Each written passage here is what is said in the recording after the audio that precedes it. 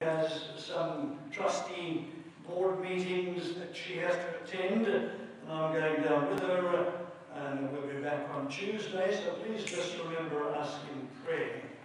I want to speak to you this morning of the subject of do you have your anchor for the storm?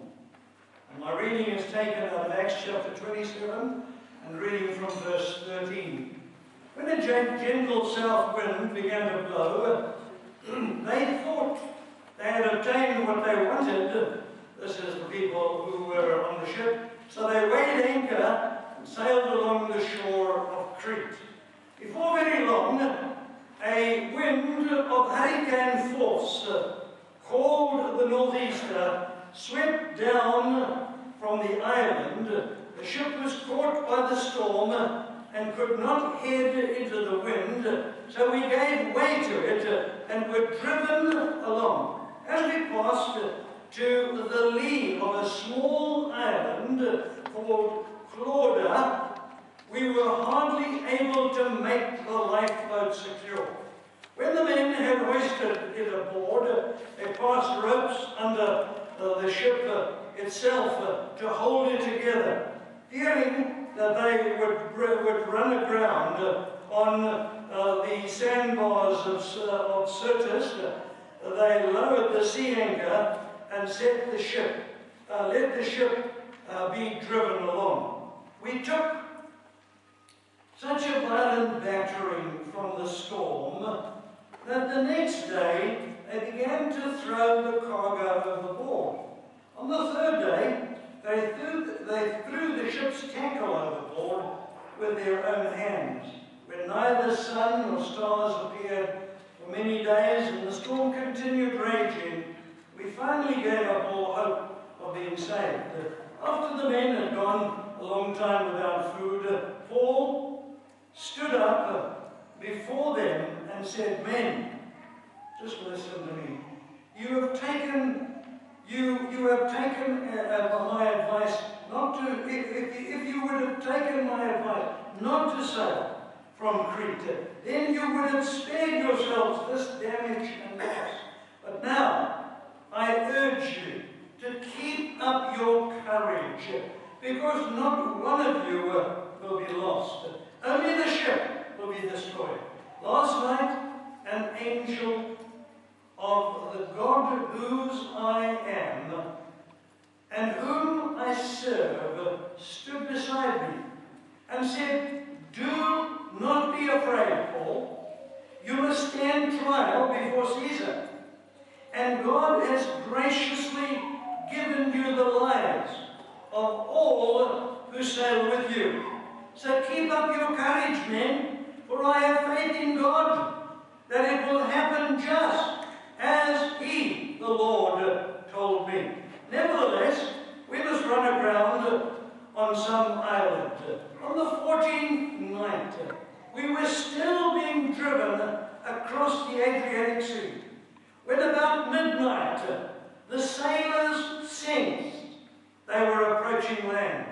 They took soundings and found that the water was 120 feet deep. Short time later, they took soundings again and found that it was 90 feet deep. Fearing that we would be dashed against the rocks, they dropped 4 anchors from the stern and prayed for daylight. May the Lord add His wonderful, glorious blessing to the reading of His precious, wonderful Word. Do you have your anchor for the storm? We just read about one of the many storms that the Apostle Paul experienced during his life as a follower of the Lord Jesus Christ. But I want you to know there is more to the story of the Apostle Paul than just this storm that he endured. I want you to know that, my friend. Listen to his CV, if you like. In 2 Corinthians 11, verses 24 to 27, he writes and he says, from the Jews, 5 times I received 40 stripes minus 1. 3 times I was beaten with rods, which meant that he had been with brass rods without measure, they say usually 80 or 90 times. Once I was stoned. 3 times I was shipwrecked. A night and a day I've been in the deep. I've been in journeys often, in perils of water, in perils of robbers, in perils of my own countrymen, in perils of the Gentiles, in perils in the city, in perils in the wilderness. I've been in perils in the sea, perils in amongst false brethren, in weariness and toil, in sleeplessness often, in hunger and thirst, in fastings often, in cold and nakedness. What an incredible CV, man. What suffering, I can tell you. It's not of the things he accomplished, it's of what he endured in his life, in the suffering for the Lord Jesus Christ. As we see in the life of the Apostle Paul, that there are no guarantees that our lives will be storm-free. I know you think, well, I've got everything. I have got nothing to prove to anybody. So it doesn't matter, let the storms come. I want you to know, my friend, the Scripture says they that live godly in Christ Jesus will suffer persecution. I want you to know you're going to suffer trouble. I don't care. That's what the Bible said. If you are living godly in Christ, you will never be storm-free, because it is a part and parcel of our serving the Lord Jesus Christ. It is very easy to remain excited while God is doing so much. But friends, what about if God suddenly is a little quiet? You're not hearing the voice of God. You're not receiving those blessings that everybody is talking about. How will you react then? When there is just a little bit of quietness, you're not hearing the voice of God. When the enemy fails in his attacks from the outside, listen to me. That's when the enemy gets inside and he begins to attack you from within.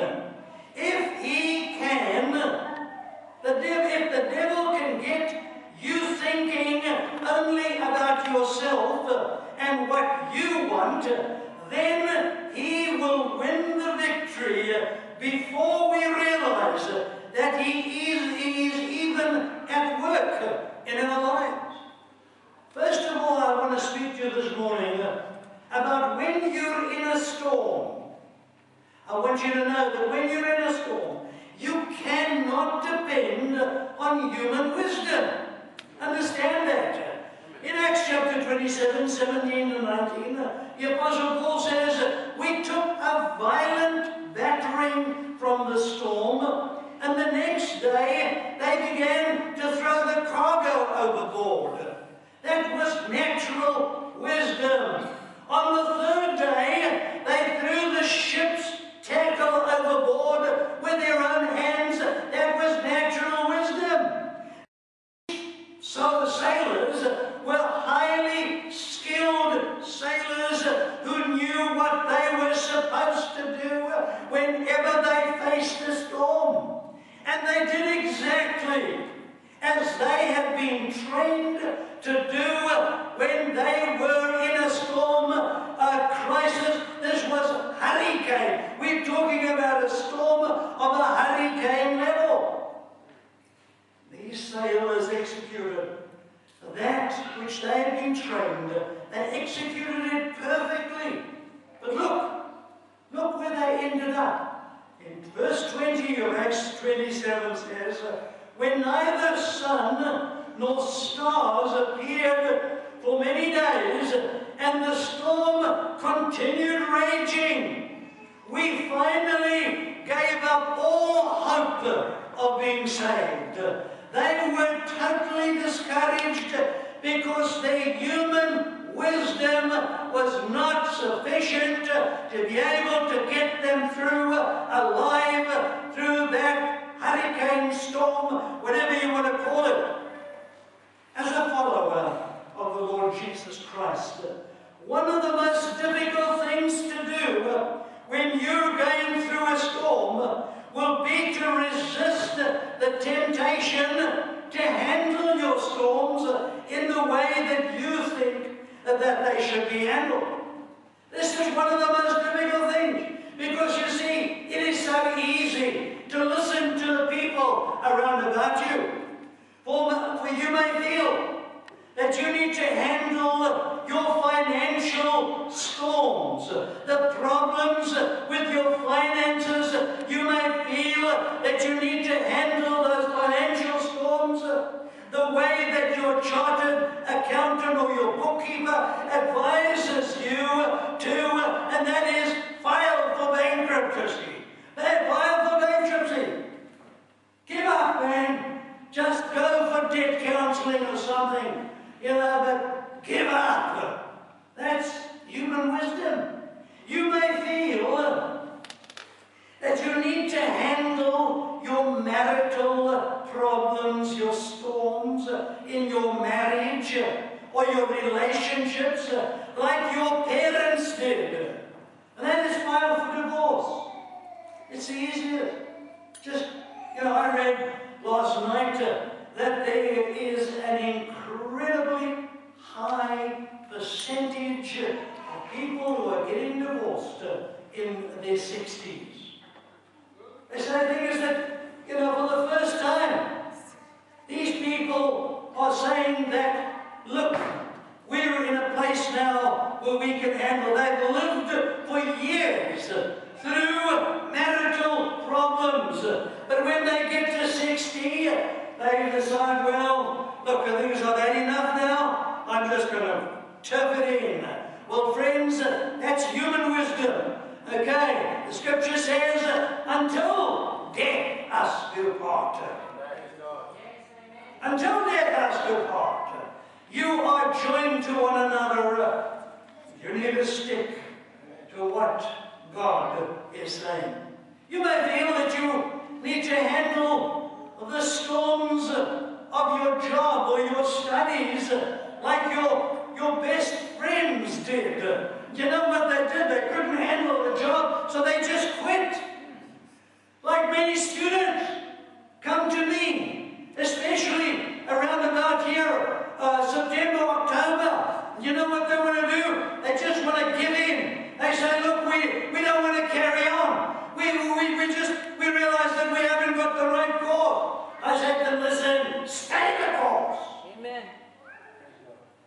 I've got many people, including my own son-in-law, who wanted to give up.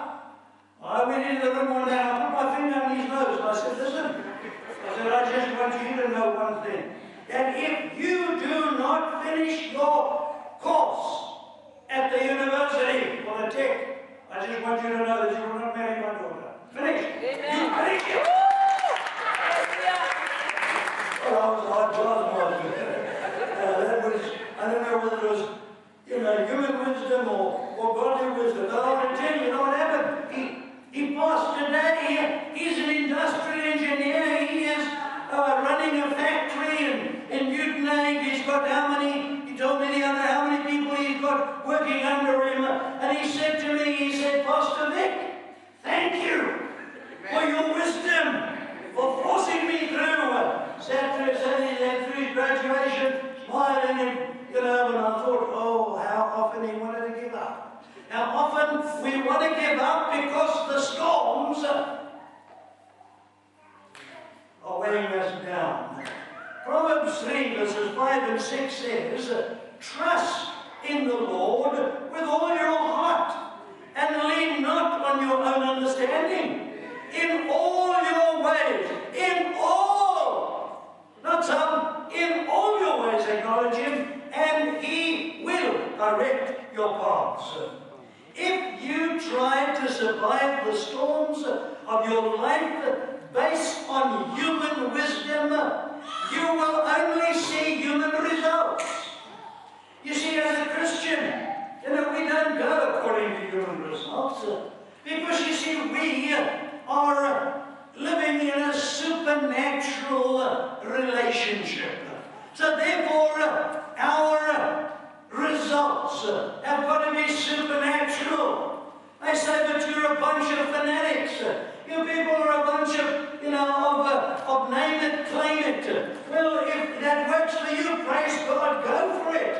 Be positive.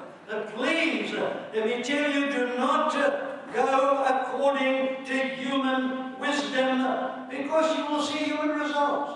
Secondly, I want to talk to you about the storm. That when you are in a storm, you can depend on godly wisdom. In Acts chapter 27, verse 21, we read it. It says, after they had gone a long time without food, Paul stood up before them and said, men, you should have taken my advice, not to sail from Crete.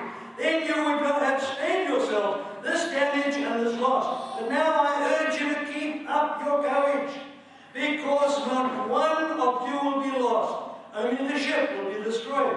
Last night an angel of the God to whom I belong and whom I serve stood beside me, and he said, do not be afraid, Paul. You must stand trial before Caesar, and God has graciously given you the lives of all who shall sail with you.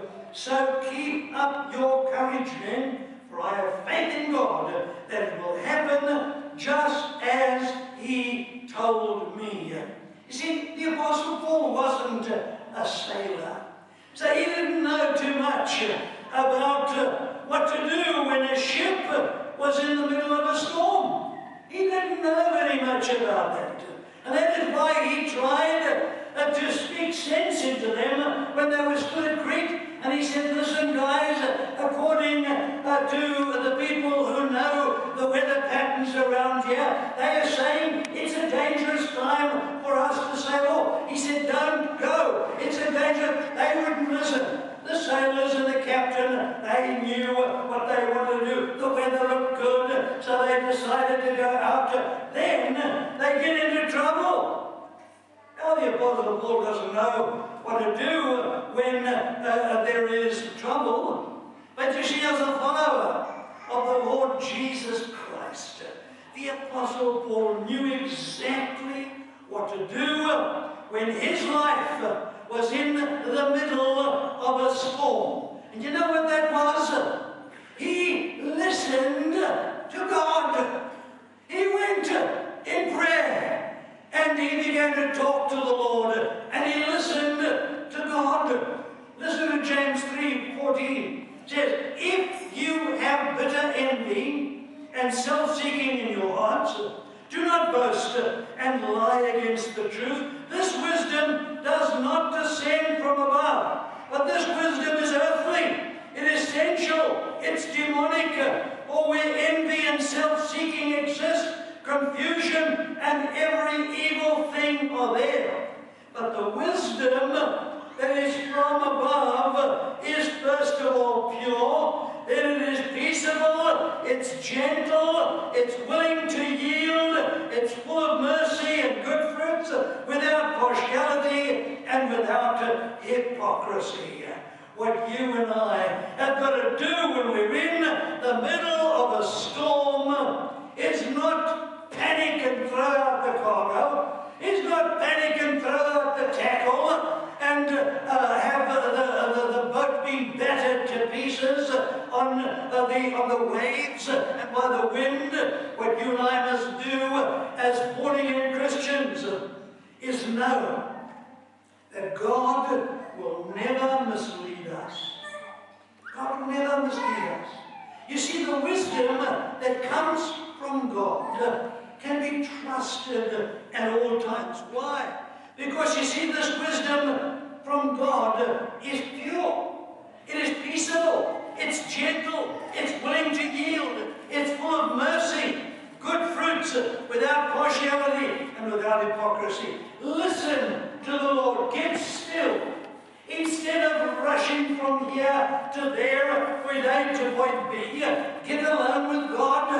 and listen. Be still and know that I am God. Stop, cease striving. That's what another interpretation says. Listen, cease striving. Stop fighting. Just stop this thing that you are wanting to solve the problem. Be still. Be quiet. And listen, because God has a word for you when you are in a storm. Thirdly, when you're in a storm, you need to drop some anchors, okay? That's very, very important. Acts 27 verse 29 says, fearing that we would be dashed against the rocks, they dropped 4 anchors from the stern and they prayed for daylight. You see, these sailors dropped 4 anchors to stabilize the ship so that they could survive this terrible storm.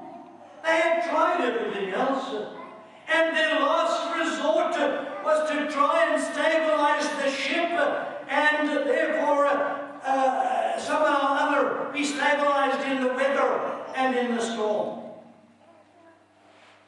Well, I believe that there are 4 anchors that every follower of the Lord Jesus Christ needs to have in their life if they hope to weather the storms that will come your way. Anchor number 1, just a few minutes, okay, and I'll finish. Anchor number 1 is the anchor of prayer. Whenever a storm comes your way, don't let prayer be the last thing that you do. If you're in a storm, the first thing you need to do is drop to your knees and pray before you try anything else. You know, I saw a church sign sometime, and this is what it says. It says, when all else fails, pray. Oh, that's true. When all else fails, pray. But then, maybe a little bit late. For you as a Christian, that is for people in the world, man. When all else fails, pray. But for us as Christians, the first thing we need to do is drop to our knees and come in prayer. When the church in Jerusalem, the early church, was being persecuted, was in deep trouble, I want to tell you that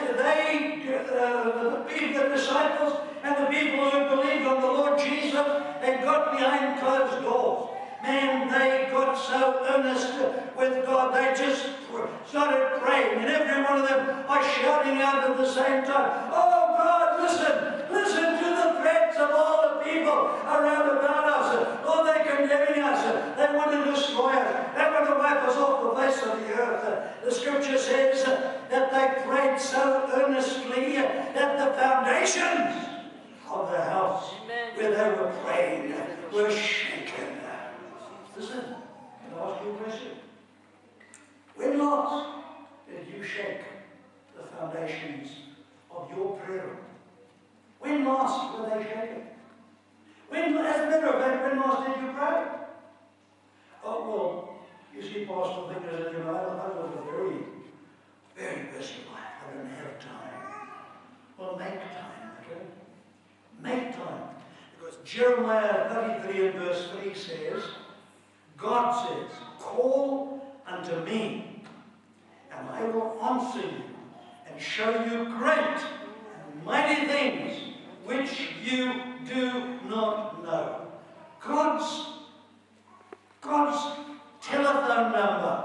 Call, and just take out your cell phone and just call God. We are so quick to text and, listen to all the things that we see in our cell phone. But listen, why don't you just use this glorious cell phone God has put inside of you, where you don't even have to dial a code number. You just directly call unto me, no matter where you are. If you're down in the depths of the sea, whether you're on the moon, it doesn't matter. Call. That's what God says. Call unto me, and I will answer you and show you great and mighty things which you do not know. The second anchor that every one of us as Christians should have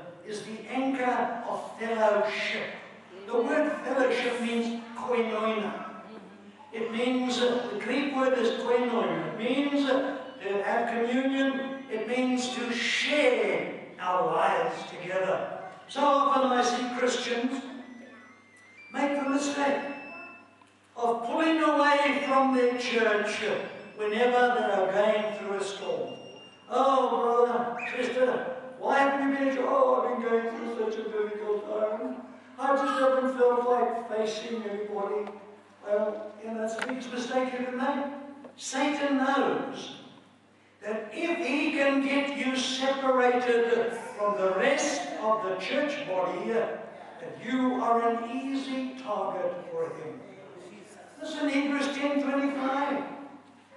The apostle writing, he said, the Living Bible says, let us not neglect our church meetings, as some people do, but encourage and warn each other, especially now that the day of his coming back is drawing near.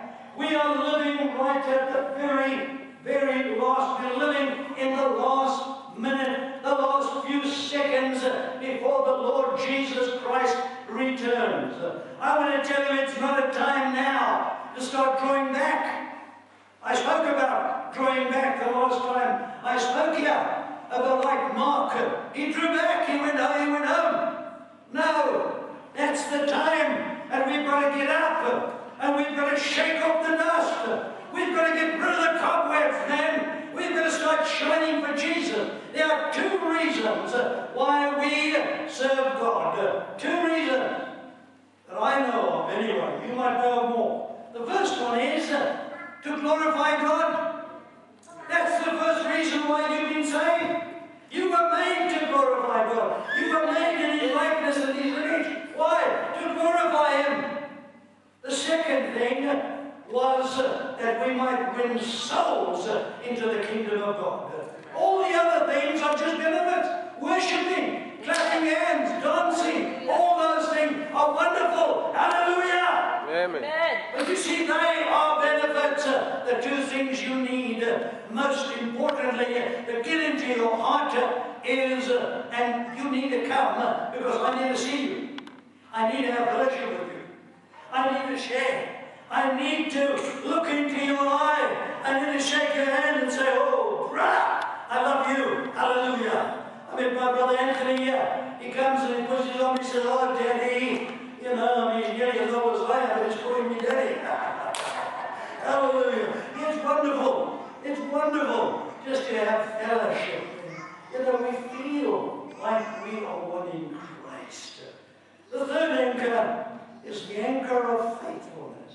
And not too many of you saying amen. I know you're tired. And the thing is that I know, I'm going to close in a minute or two. The anchor of faithfulness. Another tragic decision that some folks make is that they stop being faithful to what God has called them to do. The moment you start feeling discouraged, you draw back. And you say, oh, well, there's somebody else who will do that. Somebody else will close the window. Somebody else will open the window. Somebody else will pick up the envelopes. Faithfulness. You know that faithfulness is a fruit of the Spirit.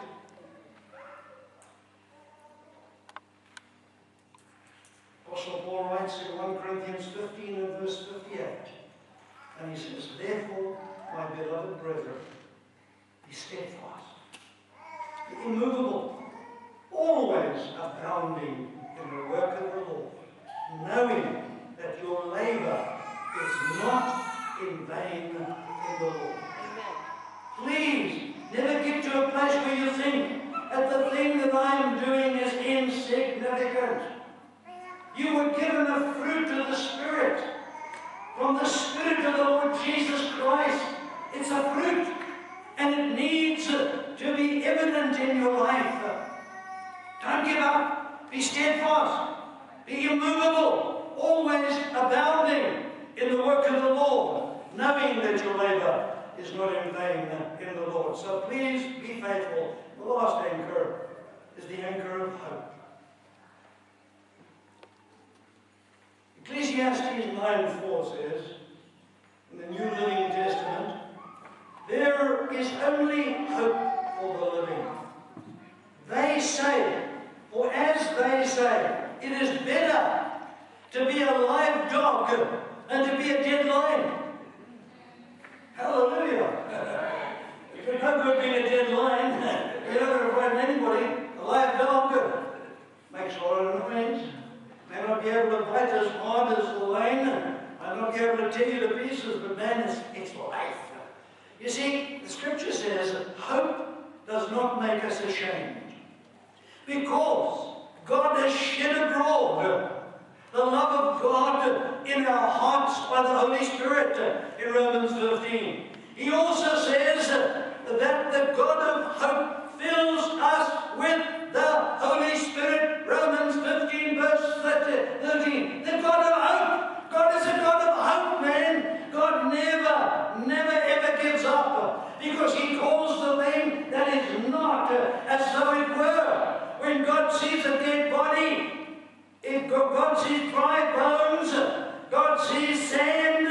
Let me tell you something, God doesn't call that as a dead bone. He doesn't call it a sand. He doesn't call it as a dead body. He calls it as a mighty army. The bones, the dry bones. Let me tell you another thing, that when God said to Ezekiel, go and prophesy to the dead bones, you know what? That God prophesied first. God spoke first and said, now go and tell what I have told you to those dead bones. You see, if you're just listening to what God is saying, He's the God of hope. He has shed abroad the Holy Spirit in your heart so that you would be a live dog, not a dead lion. He's given you this glorious hope. Well, beautiful scripture that I found here this morning as I was sitting. Hebrews 6:19 says, we have this hope as an anchor of the soul. It is firm and secure and does never fade away.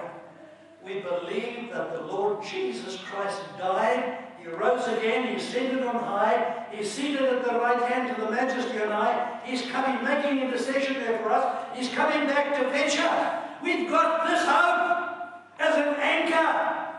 You see, that's the thing that ties me to the throne of God, is the fact, the hope that Jesus is coming back. If you don't have that hope, why are you serving God? That's why some of you are sitting, this preacher, he's preaching a lot of things. Let me tell you something. This preacher is preaching what God told him to preach. If you accept it, that's not my problem. If you don't accept it, it's not my problem either. You see, if you do accept it, you'll be like those dead, dry bones, and the things you'll begin to rattle. And the thing is that he actually saw flesh coming from nowhere. He saw sinews and tendons coming. It must have been a horrific sight. It must have been a terrible sight to see all the blood and the gore and what have you. And there's a mighty army that Ezekiel stood and looked at. God said, speak. And when the bodies were all perfect, lying there dead, God says, no. Prophesy. Prophesy the breath into them. Prophesy the life into them. You see, even though they were perfect, they were still dead lions. They needed the word of life. They needed the Ruach, the Spirit of the living God. You need the Holy Spirit that is shed abroad in your heart by the Holy Spirit. You need that to be able to let you rise up and live and be a living example. In closing, the Living Bible says in Proverbs 10:25, disaster strikes like a cyclone, and the wicked are whirled away. But The good man has a strong anchor.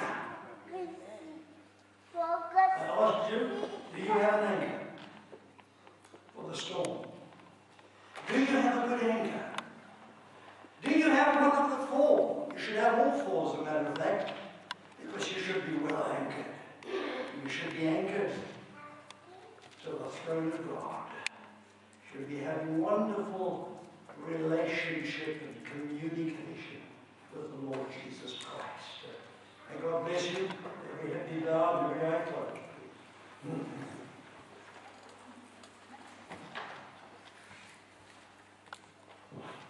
So, preacher, I've neglected the anchor in my life. I want to just rededicate. I just want to let God just check my anchor. Just to check that the ropes are still good. Check to see whether it's still in good working order. Because if I'm in the midst of the storm, I need to have a good anchor. I need to have a good anchor so that I will not be tossed around. That I will not lose my confidence. That I will remain strong in the Lord. I want you this morning, if you say, Lord, I want my anchor strengthened. I want a good anchor. I want you to raise your hand so I can pray for you right now. Is there somebody? Yes. God bless you. I see those hands. A number. Oh, yes, yes, yes. Hallelujah. Thank you, Jesus. Thank you, Jesus. I know some of you spiritual people who haven't raised your hands. Well, bless you. Hallelujah. You know, be strong. Make sure that your anchor is right, is ready for the storm. I have an anchor. We have an anchor. I'm going to pray for everyone. All those of you who raised your hand as you're sitting there, I want you just to put your hand up into the hand of the Lord Jesus, who's sitting at the right hand of the Majesty on high. And just feel the warmth of his grip right now. Just feel the warmth. Feel that pressing. And he gives you just a little tender little squeeze. And he says, oh, you are my darling. You're the apple of my eye. I want you to know that I am speaking into you now. I am calling you to come into the life of God. I'm calling you into the wonderful, glorious, and loving hope that I have put within you as an anchor to your soul. I want you to know that no matter what happens, you will not be able to float away from me, because I am holding the rope of your anchor, and you are anchored in me, says the Lord Jesus Christ. No matter what the storm may be, remember that your anchor is in me, because we have this hope as an anchor to our soul. So therefore we are anchored to the throne of God where Jesus is. We're united with him there. No matter how we may sway in this world through the storms of life, remember that you are anchored to the rock that is higher than I. Blessed be the name of the Lord. Father, I pray that you will just loose each and every person from the barnacles and from the leeches that cling to us, the things that hold us back from being who we should be in you. I ask you, Lord, to clean us off. Lord Jesus, I ask you to cause us to know a fresh impartation of Holy Spirit in our lives today. Father, I pray this in and through the name of our blessed Lord Jesus Christ. Thank you, Father. Amen. God bless you. With your eyes to your feet, please. Bless us now as we go. The love of God, our Heavenly Father. May the grace of our blessed Lord Jesus Christ. May the fellowship and communion of precious Holy Spirit go with us all. For we ask it in Jesus' name. Amen. God bless you and thank you for coming.